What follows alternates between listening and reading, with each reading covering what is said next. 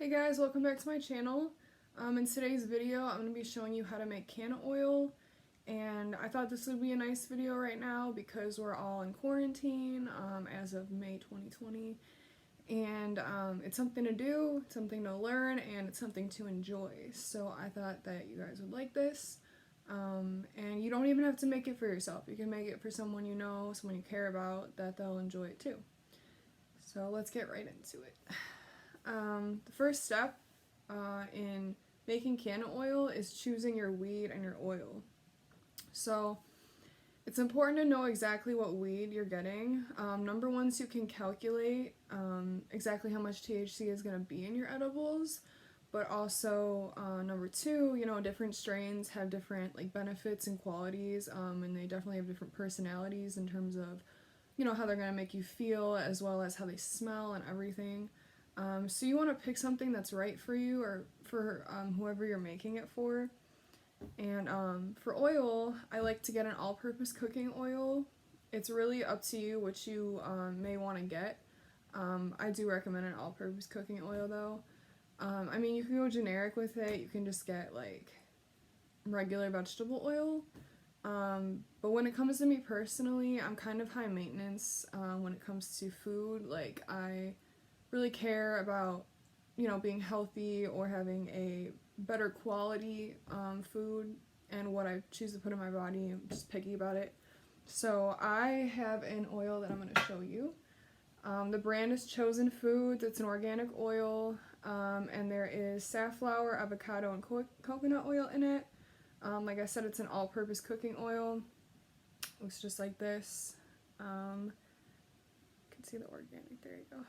So that's what I like to use, and you're going to need a few different supplies. So I have them here. I'm going to show you as I go through it what you'll need and everything, but you're going to need a mason jar as well as the ring for the mason jar. You don't need the flat lid, just the ring. You're going to need aluminum foil, cheesecloth, a strainer, a boiling pot, a storage container, and a measuring cup, and then obviously an oven and a stove. There are different ways you can go about making canna oil. You don't necessarily have to use the oven or the stove, but this is the way that I did it, and it was successful for me, so that's the way I'm going to recommend it to you guys. Alright, so once you have your weed picked out, you want to make it ready to get decarboxylated, otherwise known as decarbed. You want the weed no bigger than popcorn nugs. If the buds are too big, you do have to grind them. Shake is obviously fine. And then I also removed the stems before I did anything, because they say you're not supposed to smoke stems, so I figure why try to use them in my edibles. I just took the stems out. And it doesn't have to be perfectly grinded up, but you want really small pieces. I read somewhere that you want them to be about the size of a grain of rice. So not necessarily grinded to a powder, but just really small. So once you have your weed picked out and you're getting ready to decarboxylate it, you need to get your mason jar, the aluminum foil, and the ring. So I have that to show you. I don't think it really matters that much what size your mason jar is, as long as it's at least a half a cup or bigger. And then you have the ring it comes with, and then aluminum foil. So I don't have weed next to me right now. I've already made the oil, so I don't have all the supplies on me at the moment. But basically what you would do is put your weed into here, and then I just put the aluminum foil over the top and then twist the lid on. And then at this point, I took the extra aluminum foil off of the sides because you don't need it all to be there. You just need it to cover the top. So it should look something like this. You're going to have your weed in there. This is going to be sealing the top, and then you have the ring around it. And it's important to decarb the weed in this process before doing the infusion. because if you just do the infusion without decarbing the weed first, you can't guarantee that the temperature on the stove is going to boil the oil hot enough to where the THCA in the weed becomes THC. So in the process of decarboxylation, you put it in the oven, you cook it, and it turns into THC, like, for sure. That way then when you try to go into the process of making the oil, you already know that the weed is definitely going to infuse the oil. Because if the oil doesn't get hot enough to where the THCA turns into THC, you're going to be wasting product. Essentially, you're going to possibly have a weak end product. So, we don't want that. This is just one extra precautionary step to make things better and easier, and worth the money, obviously. So, okay, so once you have your mason jar set with the aluminum foil and got the weed inside, you're going to be ready to decarboxylate. So you want to set your oven between 220 and 240 degrees. So I just say go with the middle and do 230 degrees. And you're going to want to bake this for a maximum of 60 minutes, no longer than an hour. And the process for this is going to be, you put it in the oven, you can set it right on the rack, or you can put it on like a cookie baking sheet on a rack, and that'll just, make sure that the mason jar doesn't fall over or anything, that'll be all good. And so every 15 minutes, you're going to take it out of the oven and you're going to check on it.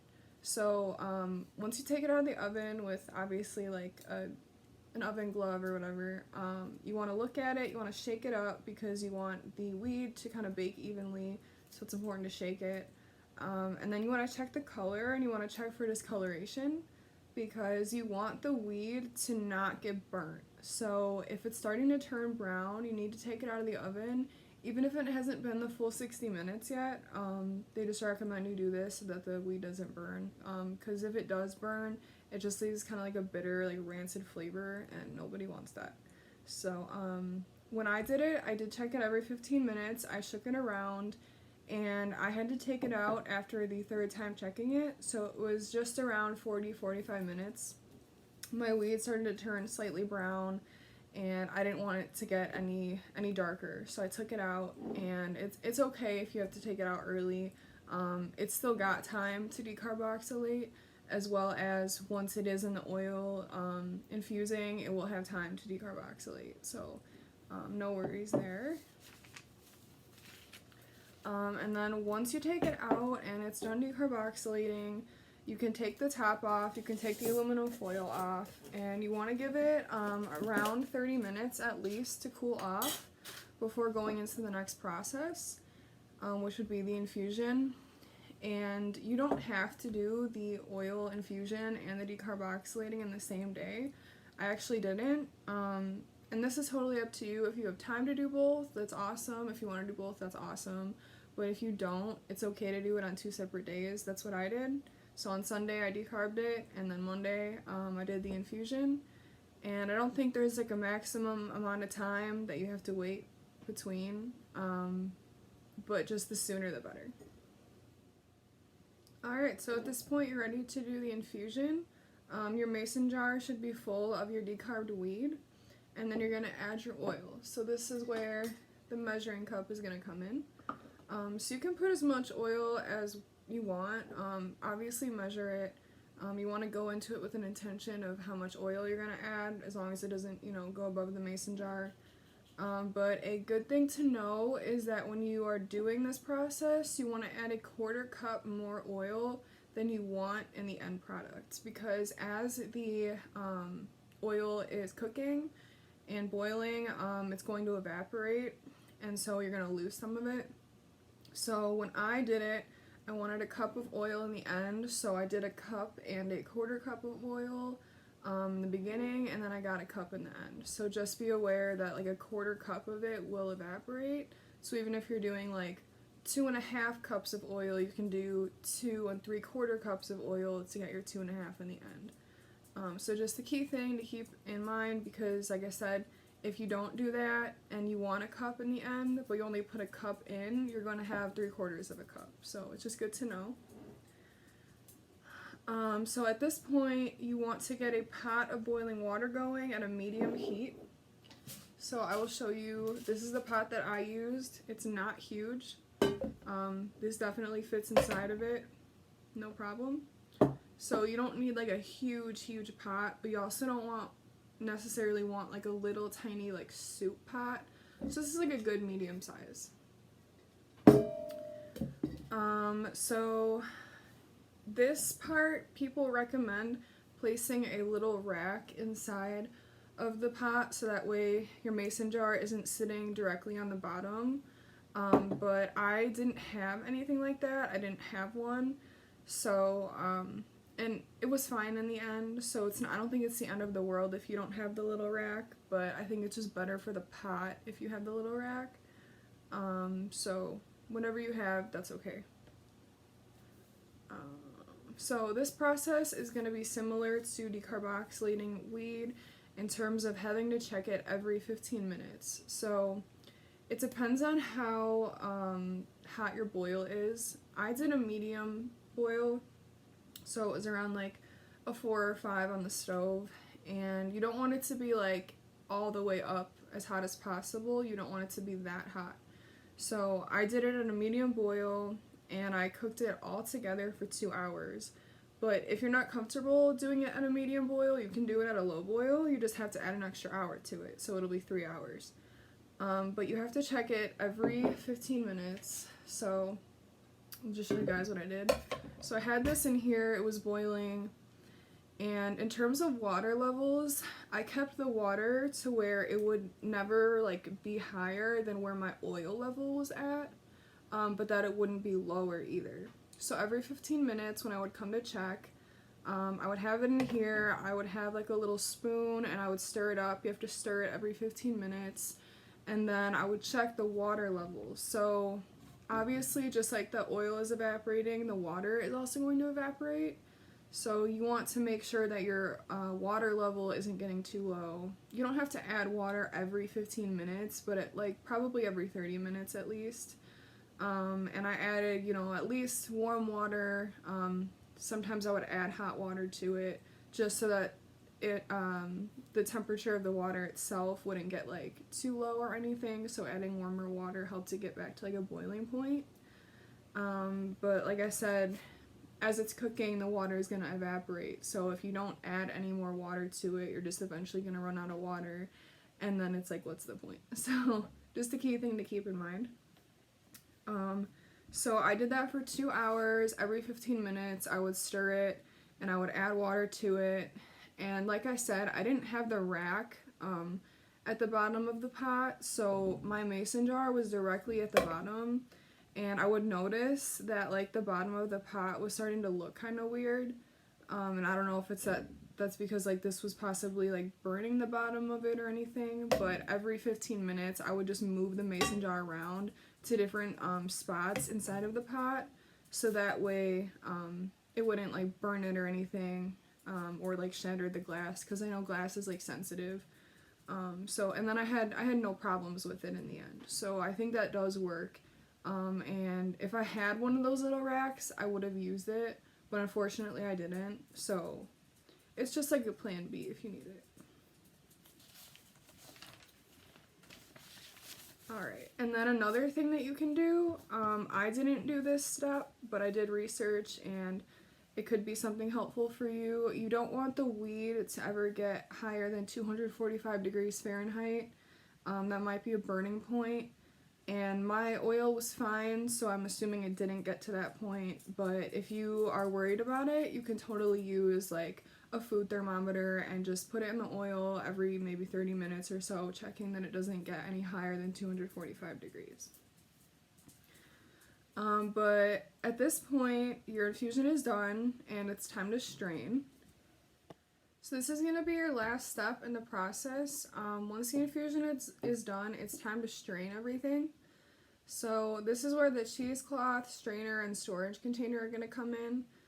You want a big enough container that when you strain the oil, there's no chance for it to run all over the place.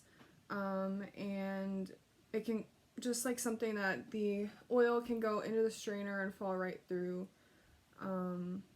So you're going to place the cheesecloth over the strainer and allow it to strain through into the storage container. And I have supplies here if you do need like a visual. So this is my storage container. You can see it's like wide enough for a strainer. This is my strainer, so it goes just like right over that. And then I have cheesecloth, which I had to cut mine. This isn't like the best example because it's not pre-cut really, but like I had the cheesecloth like put over the strainer. So you want to pour the oil like right over the top of this. You want to let it all seep through like over the cheesecloth, like over the strainer into the storage container. And let's see. Okay, yeah, so once you poured it all in, you want to pick this up and kind of like close it, and the weed will all be like right in here, and you just want to squeeze it and let the rest of the oil get out. And the weed is going to hold some oil in it, so this is important to do to get some of the oil out of the weed, and that oil is probably going to be very potent as well because it was just sitting in the weed that whole time. So then you would squeeze it down, let all the oil come out of the weed, and let all the oil come out of the cheesecloth. And also in doing this with the cheesecloth, like you're not going to get pieces of weed into your oil because it's protected, as well as being doubly protected by the strainer too. So at this point now you can throw the cheesecloth away with the weed in it. You're not going to be using that anymore. And you would just put the lid on here and seal it up. I believe you can put it in the fridge if you want, but I don't put it in the fridge. So I have it stored in a cool, dry place. You don't want it in like a damp or like hot place. It is oil, so you just want to keep it somewhere dry and cool. And yeah, at that point you're all finished with everything. You just got to do the dishes, throw any garbage away, and use the oil for whatever recipe that you want. So I'm going to leave a calculation for potency as well as recommended dosage in the description box, and if I can edit it into this video I will, but just know it will be down below if you have any questions about like how much weed to use at all within the process of this, how much need to decarboxylate and everything. So I will have that all for you guys below. I hope you enjoyed this video. I tried to put as much information that'd be helpful as I could, and then like I said, this was very successful. The people that tried the edibles I made really liked them, so I know it worked. So yeah, thank you guys for watching. If you did use this method, let me know in the comments, or if you have any questions or concerns or constructive criticism, please let me know so I can get better. Yeah, but thank you guys for watching and have a great day.